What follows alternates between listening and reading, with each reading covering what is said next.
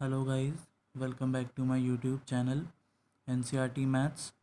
Guys, मैं आपको इस चैनल पर क्लास 10th का मैथ का फुल सिलेबस सॉल्व करा रहा हूँ। अगर आप लोगों ने चैनल को सब्सक्राइब नहीं किया है तो चैनल को सब्सक्राइब कर लीजिए और बेल आइकन को भी प्रेस कर लीजिए ताकि आपको मेरी आगे आने वाली न्यू वीडियोस का अप टू डेट नोटिफिकेशन मिलता रहे। ठीक है, स्क्रीन के कॉर्नर में आपको सब्सक्राइब का एक आइकन भी शो हो रहा होगा, आप उसे प्रेस करके भी चैनल को सब्सक्राइब कर सकते हैं। ठीक है गाइस, तो लास्ट वीडियोस में मैंने आप लोगों को 3 चैप्टर कंप्लीट करवा दिए हैं। अगर आप लोगों ने वो नहीं किए हैं तो आप लोग पुरानी वीडियोस जाकर देख सकते हैं। सबसे पहले मैंने आप लोगों को चैप्टर 3 करवाया था, pair of linear equation in two variables, और उसके बाद चैप्टर 5 जो है अरिथमेटिक प्रोग्रेशन, और उसके बाद हम लोगों ने चैप्टर 8 किया है अभी, introduction to trigonometry. And now हम लोग चैप्टर 9 करने जा रहे हैं, ठीक है, जिसका नाम है सम एप्लीकेशंस ऑफ ट्रिग्नोमेट्री। ठीक है गाइस, तो ये जो चैप्टर है काफ़ी इंटरेस्टिंग है क्योंकि इसमें हम लोगों को ये पता चलेगा कि जो हमारा ट्रिग्नोमेट्री है चैप्टर, उसका एप्लीकेशन पता चलेगा कि रियल लाइफ में क्या एप्लीकेशन है उसका। ठीक है, तो क्लास 10th में तो सम एप्लीकेशंस ही गिवन है, कुछ ही एप्लीकेशन गिवन है ट्रिग्नोमेट्री के। तो जितना हमें इस चैप्टर में और क्लास 10th में गिवन है उतना हम लोग कवर करेंगे। ठीक है, तो स्टार्ट करते हैं। देखो, इस चैप्टर का नाम क्या है, सम एप्लीकेशंस ऑफ ट्रिग्नोमेट्री। तो इसमें हम लोग एप्लीकेशन जानेंगे, जो भी हम लोगों ने चैप्टर 8 में फार्मूले किए, जो भी हम लोगों ने वहाँ पे आइडेंटिटीज़ करी, बेसिक फार्मूले करे, वो काफ़ी उनमें से काफ़ी चीज़ें यहाँ पे हमारा यूज़ होगा। ठीक है, तो चैप्टर 8 के बाद मैं इसलिए आपको ये चैप्टर 9 करवा रहा हूँ क्योंकि थोड़ी सी कंटिन्यूटी बनी रहेगी। ठीक है, तो देखते हैं फिर इसका सबसे पहले थोड़ा सा इंट्रोडक्शन देख लेते हैं कि क्या क्या इस चैप्टर में आप लोगों को न्यू टर्म्स पता होने चाहिए एक्सरसाइज स्टार्ट करने से पहले। देखो, इसमें मेनली हमारे पास 3 छोटे छोटे टर्म्स हैं। सबसे पहले उन तीनों टर्म्स को समझेंगे, फिर हम लोग एक्सरसाइज 9.1 स्टार्ट करते हैं। हम लोग कर रहे हैं चैप्टर 9। ठीक है, तो इसमें हम लोग सबसे पहले कुछ टर्म्स को समझेंगे। देखो, हमारा पहला जो टर्म है समझने के लिए वो है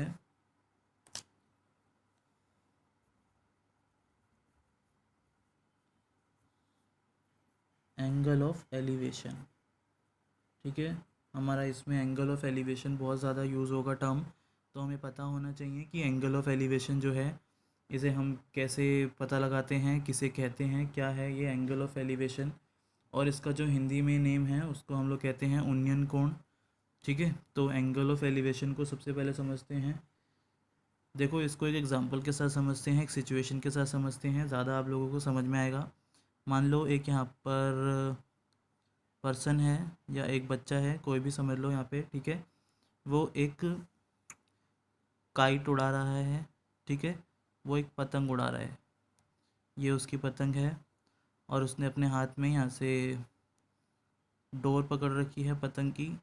ठीक है, बच्चा यहाँ पे है, उसकी पतंग यहाँ पर है। तो यहाँ पे ग्राउंड है, ये ग्राउंड लेवल है। ठीक है, और अगर ग्राउंड लेवल से यहाँ से देखें हम लोग तो पतंग यहाँ से इतनी हाइट पर है। ठीक है, तो ये हमारा क्या बन गया, एक ट्रायंगल बन गया। और अगर हम लोग एंगल ऑफ एलिवेशन देखेंगे तो एंगल ऑफ एलिवेशन हमारा कहाँ से बनता है, ये यहाँ तक, ये जो लेंथ है ये इस पर्सन की लेंथ हो गई। ठीक है, उसकी आइज़ यहाँ पे है, जब वो यहाँ से इस काइट को देखेगा, ठीक है, तो हमारा जो एंगल ऑफ एलिवेशन बनेगा वो यहाँ पर बनेगा। ठीक है, तो इसी एंगल को जब भी हम कोई चीज़ नीचे से ऊपर की तरफ देखते हैं तो उसको हम क्या कहते हैं, एंगल ऑफ एलिवेशन। ठीक है, तो ये जो एंगल है इसको हम लोग लिखेंगे एंगल ऑफ एलिवेशन। ठीक है, जिसको हम लोग हिंदी में कहते हैं उन्नयन कोण। और ये जो लाइन होती है इसको हम लोग कहते हैं line of site. Line of site इसको मतलब क्या है यहाँ पे, कि जो हम चीज़ देख पा रहे हैं किस लाइन से देख पा रहे हैं या किस डायरेक्शन में देख पा रहे हैं। ठीक है, यहाँ पे हमारी इस इंसान की आइज़ है तो वो काइट को यहीं इस डायरेक्शन से देख रहा है। तो इसको हम लोग लाइन ऑफ साइट कहते हैं, ठीक है। और ये हमारा एंगल ऑफ एलिवेशन है, ठीक है। और ये हमारी हॉरिजॉन्टल लाइन होती है, ठीक है, इसको हम लोग हॉरिजॉन्टल लाइन कहते हैं।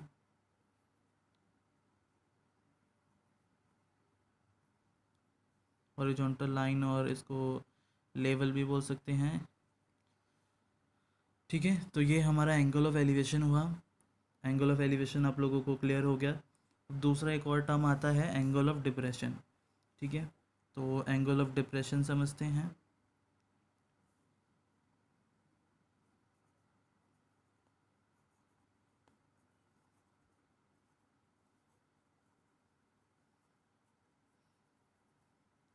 एंगल ऑफ डिप्रेशन, इसको हम लोग हिंदी में कहते हैं अवनयन कोण, ठीक है। इसको भी हम लोग एक सिचुएशन के साथ समझते हैं, ज़्यादा अच्छे से क्लियर हो पाएगा।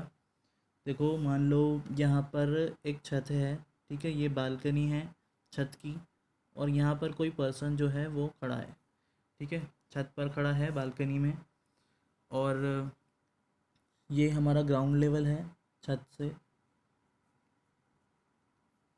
ठीक है, ये ग्राउंड लेवल है। और ये जो ग्राउंड है यहाँ पर एक फुटबॉल पड़ी हुई है, ठीक है, एक फुटबॉल पड़ी है। तो ये जो पर्सन है जब ये इस फुटबॉल को देखेगा तो उसकी आइज़ यहाँ पर है, ठीक है। जब ये इस ऑब्जेक्ट को देखेगा तो यहाँ पे हमारा लाइन ऑफ साइट किस तरीके से बनेगी, ऐसे बनेगी, ठीक है। इस लाइन को हम लोग क्या कहते हैं, लाइन ऑफ साइट, ठीक है। जब ये जो भी है पर्सन, जब ये इस ऑब्जेक्ट को देखेगा, इसे हम लोग ऑब्जेक्ट मान लेते हैं, ठीक है। तो ये यहाँ से हम लोग एक हॉरिजॉन्टल लेवल देखेंगे, ग्राउंड से हॉरिजॉन्टल एक लेवल देखेंगे, ये हमारा हॉरिजॉन्टल लेवल है,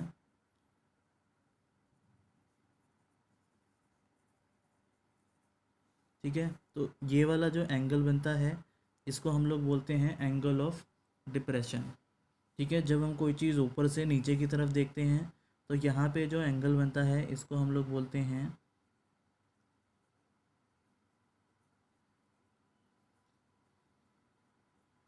एंगल ऑफ डिप्रेशन, ठीक है। जब हम कोई चीज़ ऊपर से नीचे की तरफ देखेंगे तो हमारा एंगल ऑफ डिप्रेशन बनता है, और जब हम कोई चीज़ नीचे से ऊपर की तरफ देखेंगे तब हमारा एंगल ऑफ एलिवेशन बनता है, ठीक है गाइस। तो ये दोनों एंगल आप लोगों को अच्छे से क्लियरिफाई हो गए होंगे, ठीक है। अब हम लोग स्टार्ट करते हैं फिर एक्सरसाइज 9.1। यही हमारे इसमें दो कॉन्सेप्ट थे, एंगल ऑफ एलिवेशन और एंगल ऑफ डिप्रेशन, ठीक है। तो स्टार्ट करते हैं exercise 9.1।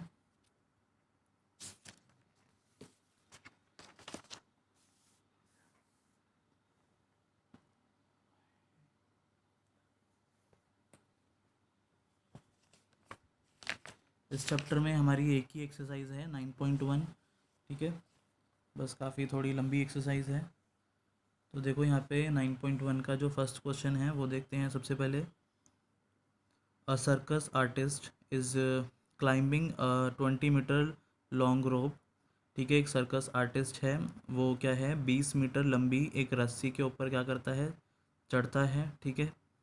Which is tightly stretched and tied from the top of a vertical pole to the ground, ठीक है। और दीवार पे एक पोल लगा हुआ है और वहाँ से वो जो रस्सी है वो बंधी हुई है, ठीक है, कस के बंधी हुई है, टाइटली स्ट्रेच्ड है। अब पूछा है हमसे यहाँ पे find the height of the pole if the angle made by the rope with the ground level is 30 degree, ठीक है। See figure 9.11। इस वाले क्वेश्चन में हमें फिगर गिवन है, ये हमारा फिगर है, ठीक है।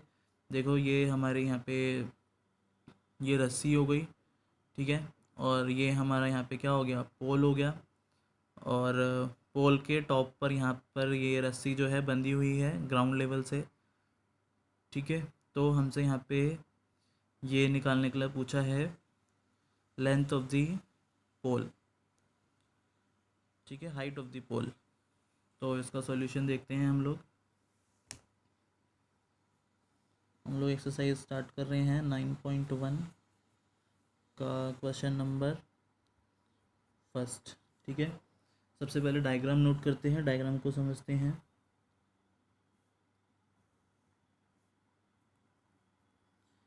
ठीक है, ये हमारा पोल है और ये हमारी रस्सी है, रोप, ठीक है। और हमें ये गिवन है 20 मीटर लॉन्ग है ये, और हमें ये पोल जो है इसकी हाइट निकालनी है, ठीक है। तो इसको हम लोग हाइट को क्या मान लेते हैं, h मान लेते हैं, ठीक है। और हमें एंगल जो गिवन है वो कितना गिवन है, 30 डिग्री, ठीक है। तो ये हमारा कौन सा एंगल है, ये एंगल ऑफ एलिवेशन है, ठीक है। अब हमें ये हाइट निकालनी है पोल की। तो सबसे पहले यहाँ पर हम लोग लिख देंगे, हमने एच जो माना है, late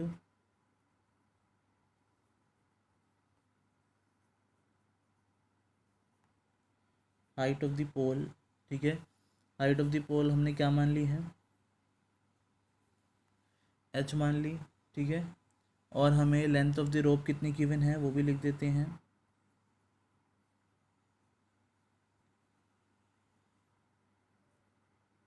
length of the rope मतलब जो रस्सी है उसकी लंबाई कितनी गिवन है, 20 मीटर, ठीक है।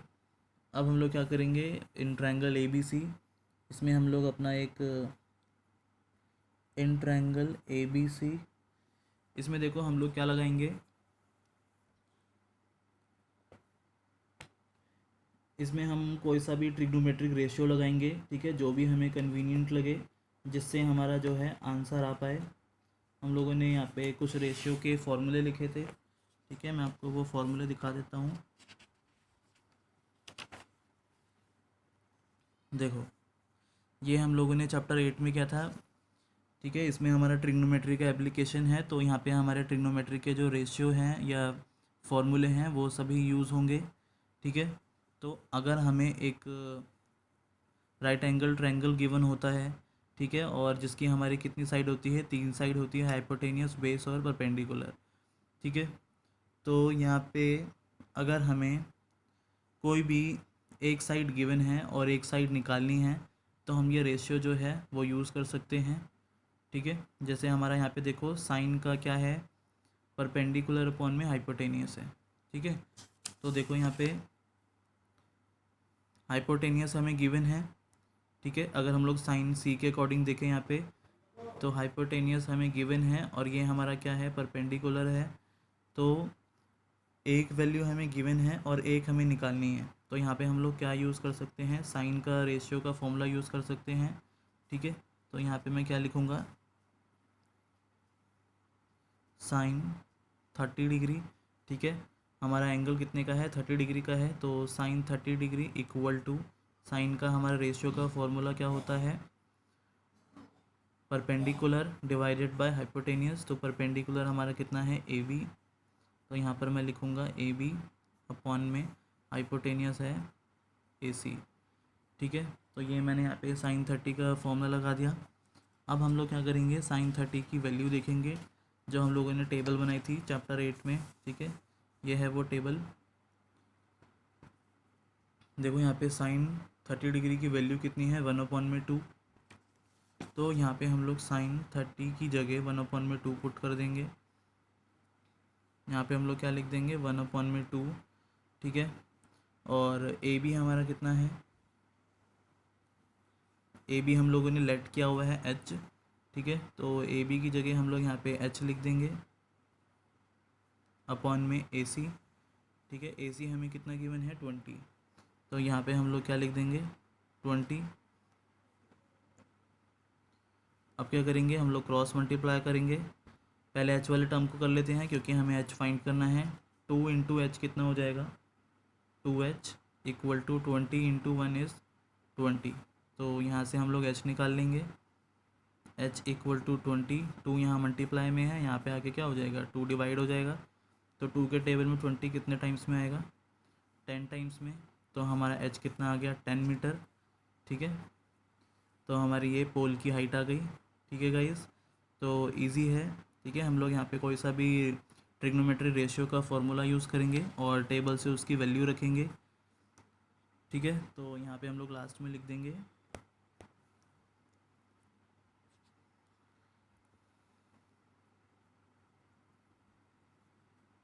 hence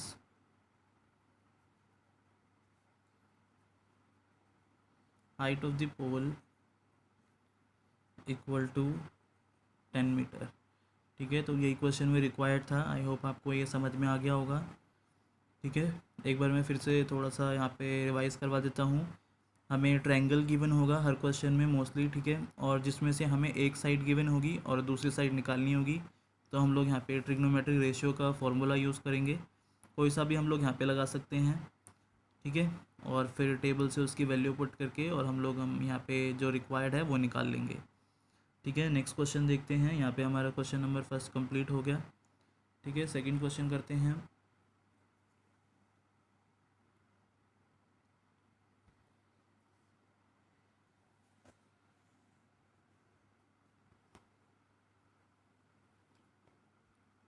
सेकंड क्वेश्चन में देखो क्या गिवन है।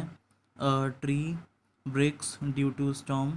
ठीक है, एक पेड़ है वो टूट जाता है, ठीक है, स्टॉर्म की वजह से, तूफान की वजह से।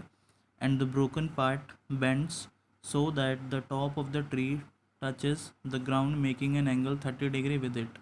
ठीक है, और जब वो तूफान से पेड़ टूट जाता है तो जो टूटा हुआ हिस्सा है वो झुक जाता है। ठीक है, कहाँ पर? ग्राउंड पर, ज़मीन पर। और जो ऊपर का हिस्सा था पेड़ का, टॉप का, ठीक है, जब वो ग्राउंड पे टच होता है तो वो कितने डिग्री का एंगल बनाता है? 30 डिग्री का एंगल बनाता है। ठीक है, अब हमें क्या गिवन है? The distance between the foot of the tree.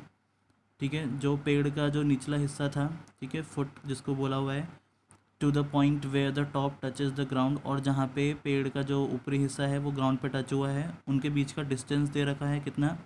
8 metre. ठीक है, और हमसे पूछा है find the height of the tree, और हमें यहाँ पे पेड़ की लंबाई निकालने के लिए बोला है। ठीक है गाइज, तो ये क्वेश्चन आपको समझ में आ गया होगा। ठीक है, एक बार इसको हम लोग डायग्राम से भी और समझते हैं और भी अच्छे से क्लियर हो जाएगा। हम लोग कर रहे हैं क्वेश्चन नंबर सेकंड। तो सबसे पहले हम लोग यहाँ पर डायग्राम बनाएंगे इस क्वेश्चन का। ठीक है, मान लो ये जो है, ये यहाँ से लेकर यहाँ तक पूरा ट्री है। ठीक है, ये ट्री है, और यहाँ से ये मान लो ब्रेक हो गया। ठीक है, यहाँ से ब्रेक हो गया, और जो ये जो ब्रोकन पार्ट है ये यहाँ पे आता है बेंड होके, और ये ग्राउंड पे टच हो जाता है। ठीक है, ये हमारा टॉप था ट्री का, और ये यहाँ पे आके टच हो गया। ठीक है, और जैसे ही ये ग्राउंड पे आके टच होता है तो यहाँ पे कितने डिग्री का एंगल बनाता है? ये 30 डिग्री का एंगल बनाता है। ठीक है, और हमें क्या गिवन है? जो ये हमारा है फुट है ट्री का, और जो टॉप है, इनके बीच का डिस्टेंस गिवन है कितना? 8 मीटर। ठीक है, ये हमें 8 मीटर गिवन है। अब हम लोग इस ट्रायंगल को नेम दे देंगे। ठीक है, मान लो ये ए है, ये बी है, ये सी है, और ये वाला पॉइंट डी मान लेते हैं। ठीक है, तो देखो यहाँ पे हम लोग अब लेट कर लेंगे इस वाले पार्ट को, जो मेरा ये बचा हुआ पार्ट है ट्री का जो नहीं टूटा है, इसको हम लोग एक्स लेट कर लेते हैं, और जो ये टूट के बेंड होके गिरा है ये वाई लेट कर लेते हैं। ठीक है, अब ये वाला पार्ट जो है यही यहाँ पर बेंड हो रखा है, तो ये वाला जो है ये इसके इक्वल होगा। तो अगर ये वाला वाई है तो ये वाला जो लेंथ है ये भी क्या होगा? वाई होगा। ठीक है, ये मैंने यहाँ पे फ्री हैंड बनाया है तो ये आपको छोटा और बड़ा लग रहा होगा, लेकिन ये वाला पार्ट अगर टूट के गिरा है तो ये पार्ट इतना ही होगा। ठीक है, तो ये हमारा क्या हो जाएगा? वाई हो जाएगा। ठीक है, अब हम इसको स्टेटमेंट में लिख देंगे।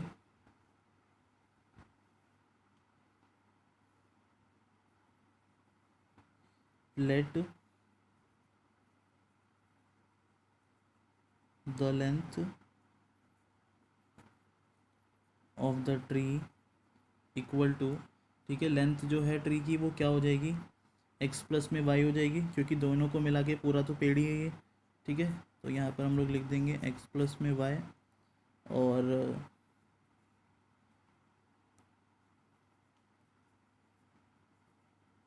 Length of the broken part, जो हमारा पेड़ का हिस्सा टूट कर गिरा है उसकी हमारी लेंथ कितनी है? वाई। ठीक है, ये हम लोगों ने वाई लेट किया है। अब हम लोग आगे इसमें ट्रिग्नोमेट्री रेशियो लगाएंगे।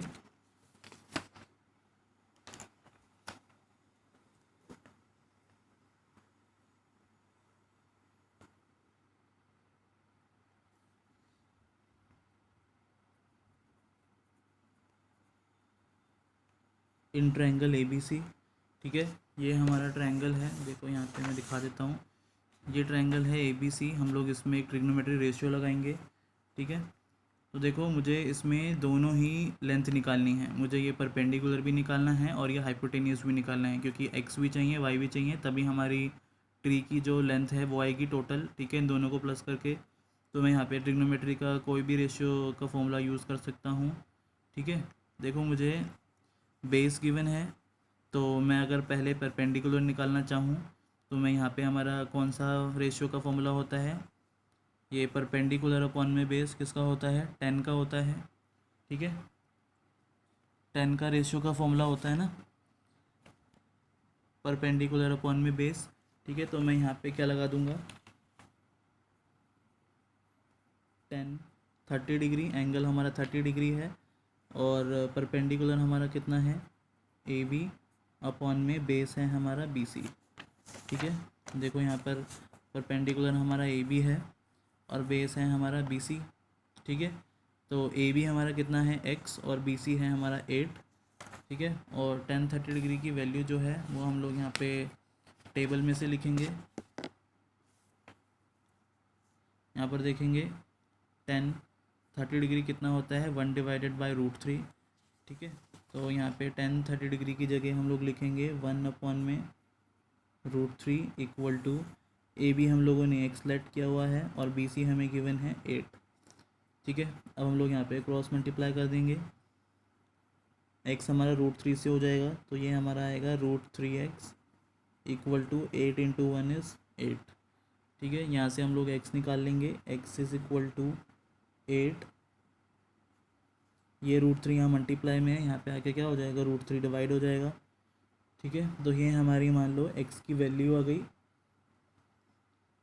x की वैल्यू हमारी 8/√3 आ गई। अब हम लोगों को क्या निकालना है, y निकालना है। ठीक है, अब हम लोगों को क्या निकालना है, y निकालना है। तो यहाँ पे हम लोग देखो कौन सा ट्रिग्नोमेट्री रेशियो यूज़ करेंगे। मेरे पास क्या गिवन है, बेस गिवन है और मुझे क्या निकालना है, हाइपोटेनियस। ठीक है, तो हमारा कौन सा फॉर्मूला है ये,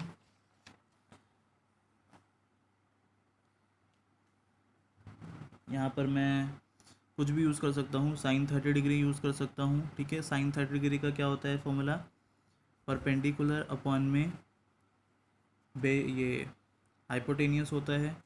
ठीक है, तो यहाँ पे हम लोग एक बार दोबारा से sin 30 डिग्री लगाएंगे,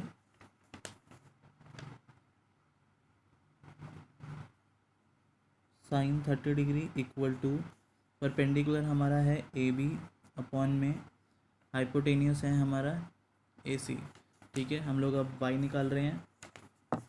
ठीक है, देखो हम लोग sin 30 लगा रहे हैं, तो ये हमारा परपेंडिकुलर है, ये हमारा हाइपोटेनियस है। तो यहाँ पे हम लोग लिखेंगे sin 30 डिग्री की वैल्यू लिखेंगे टेबल में से, तो हमारा sin 30 डिग्री कितना होता है, 1/2। तो यहाँ पे हम लोग लिख देंगे 1/2 इक्वल टू AB हम लोगों ने क्या लेट किया हुआ है, x लेट किया हुआ है। ठीक है, और AC हम लोगों ने क्या लेट किया हुआ है, y। अब यहाँ पर भी हम लोग क्या कर देंगे, क्रॉस मल्टीप्लाई। ना हो यहाँ पे मल्टीप्लाई कर देंगे, y × 1 कितना आ जाएगा, y, और 2 × x कितना आ जाएगा, 2x। ठीक है, तो y हमारा अभी x के टर्म्स में है, तो हम लोगों ने यहाँ पे देखो ऊपर x की वैल्यू निकाल रखी है, x की वैल्यू कितनी निकाल रखी है, 8/√3। तो यहाँ पर मैं x की वैल्यू पुट कर दूंगा 8/√3, तो मेरा y निकल जाएगा। ठीक है, देखो 2 और x की जगह मैं यहाँ रख दूंगा 8/√3, तो ये कितना आ जाएगा, 2 8 जा 16/√3। ठीक है, तो y भी निकल गया मेरा। अब हम लोग यहाँ पर x और y जो हमारी वैल्यू आई है, x और y इन दोनों को प्लस कर देंगे, क्योंकि हम लोगों ने length of the tree x plus में y माना हुआ है, तो हमारा total length of the tree आ जाएगी। ठीक है, तो यहाँ पर हम लोग एक स्टेटमेंट लिख देंगे, हेंस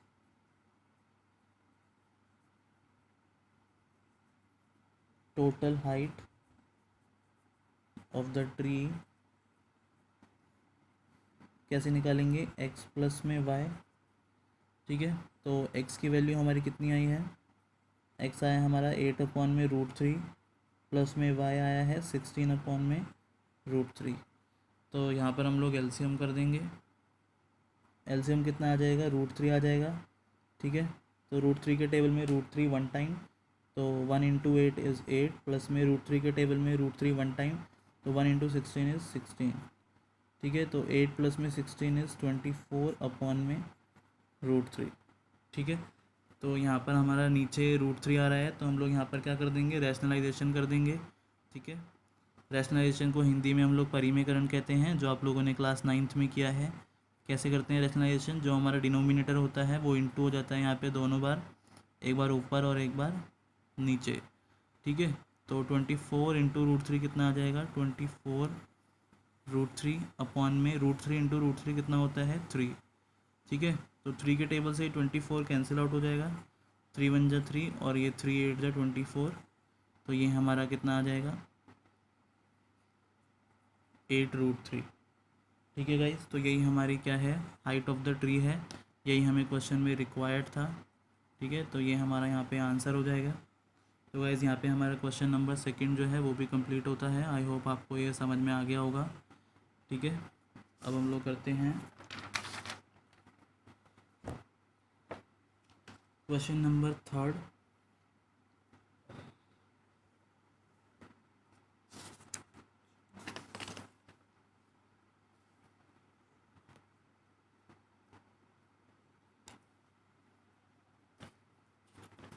क्वेश्चन नंबर 3 देखते हैं आप।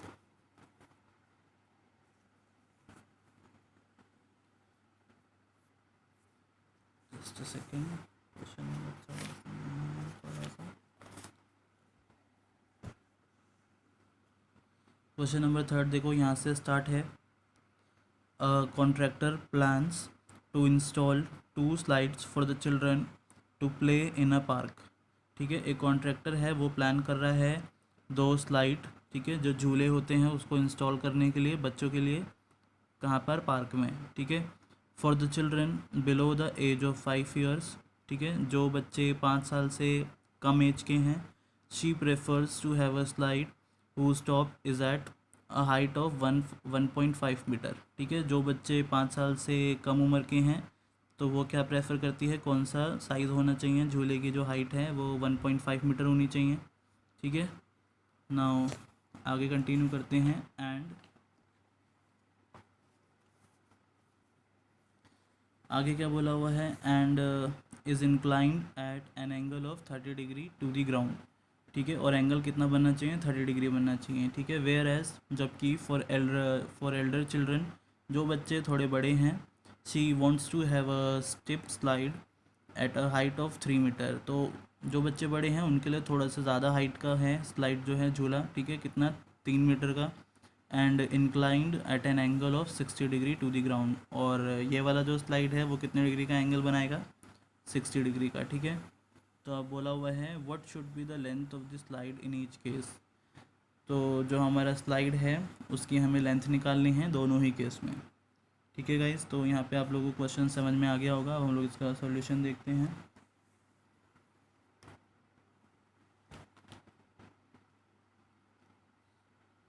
हम लोग कर रहे हैं क्वेश्चन नंबर 3। ठीक है, सबसे पहले हम लोग यहाँ पे लेट कर लेते हैं, let the length of slide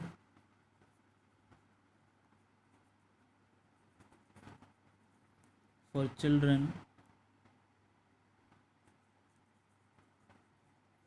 below age of 5 years. हम लोगों ने इनकी जो स्लाइड की लेंथ है वो कितनी मान ली, x मान ली। ठीक है, जो बच्चे 5 साल से नीचे के हैं उनके लिए जो स्लाइड है वो उसकी लेंथ हमने x मान ली। ठीक है, and the length of the slide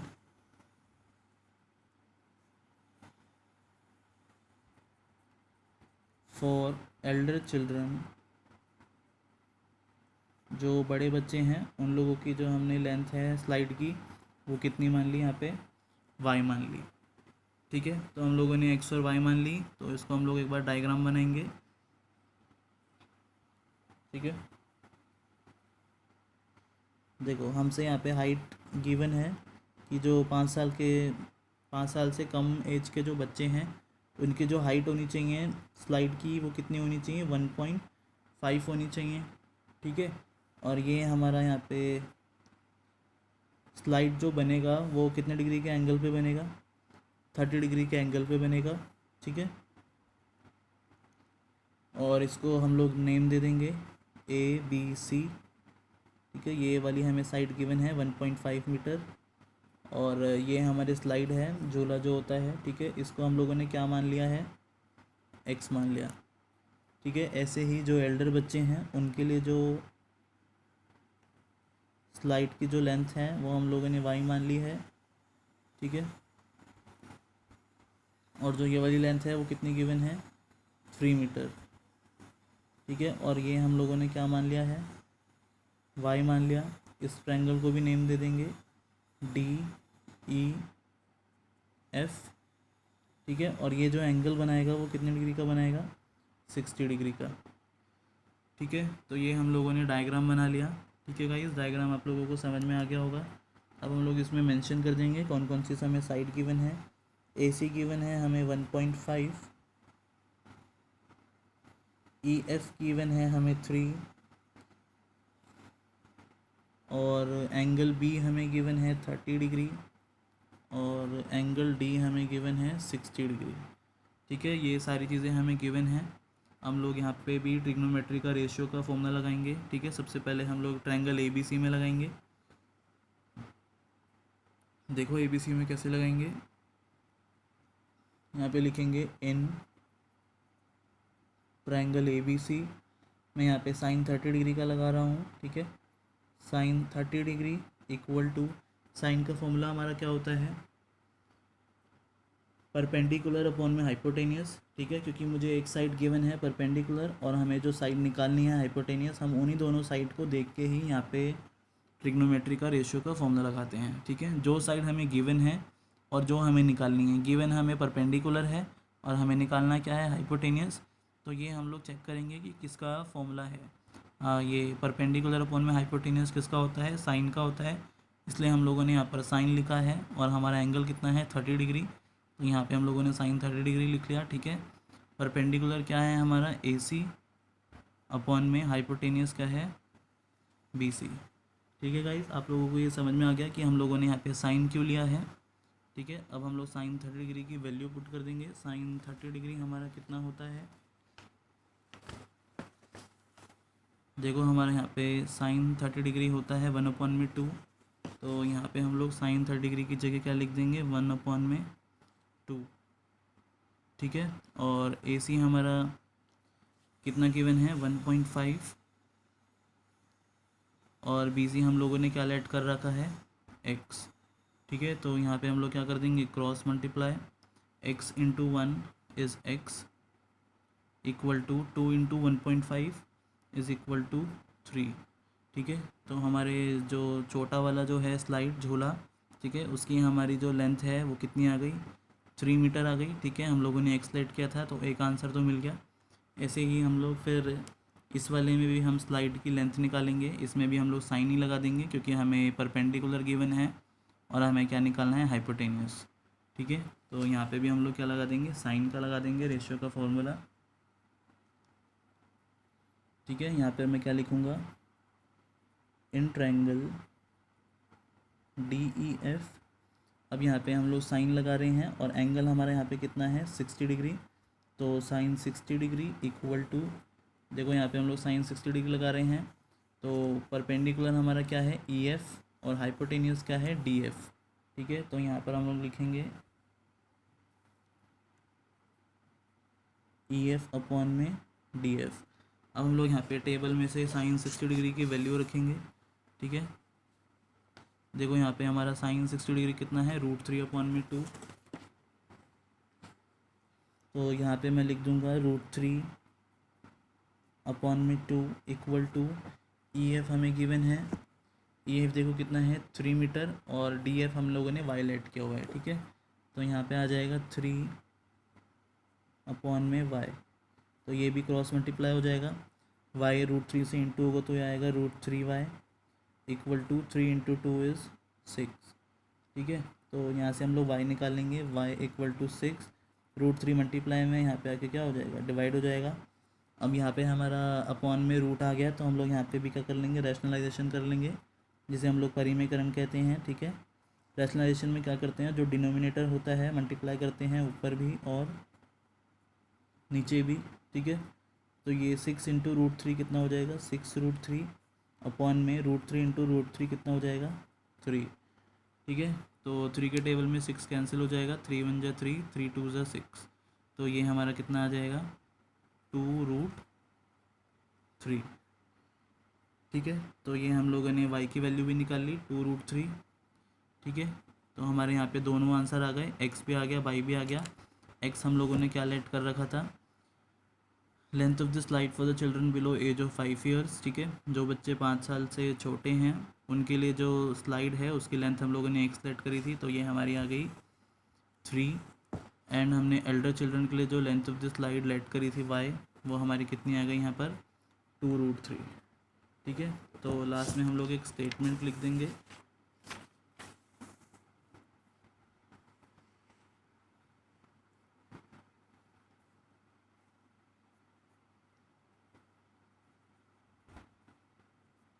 hence the length of the slide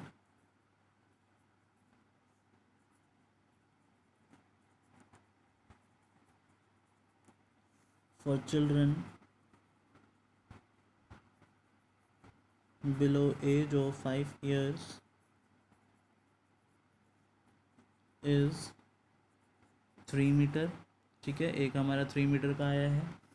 and the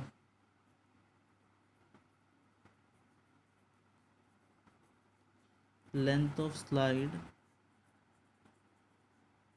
for elder children is 2√3 metre. ठीक है, तो हमारे यहाँ पे क्वेश्चन में जो रिक्वायर्ड था, दोनों स्लाइड की हमें लेंथ निकालनी थी, तो हमारी आ गई। ठीक है गाइस, तो यहाँ पे हमारा क्वेश्चन नंबर 3 जो है वो भी कंप्लीट होता है। आई होप आपको ये अच्छे से समझ में आ गया होगा कैसे हम लोगों ने ट्रिग्नोमेट्री रेशियोज़ और जो हमारी टेबल गिवन है, ठीक है, चैप्टर 8 में, वो हमने कैसे यहाँ पे अप्लाई किया। ठीक है गाइस, तो आज की वीडियो में इतना ही। अगर आप लोगों को वीडियो पसंद आई है तो प्लीज़ आप लोग वीडियो को ज़रूर लाइक कीजिए और वीडियो को शेयर कीजिए, और प्लीज़ आप लोग चैनल को सब्सक्राइब करना मत भूलिएगा। ठीक है, तो हम लोग फिर नेक्स्ट वीडियो में क्वेश्चन नंबर 4 से कंटिन्यू करेंगे। ठीक है, तो मिलते हैं नेक्स्ट वीडियो में, तब तक के लिए thank you, bye bye, take care.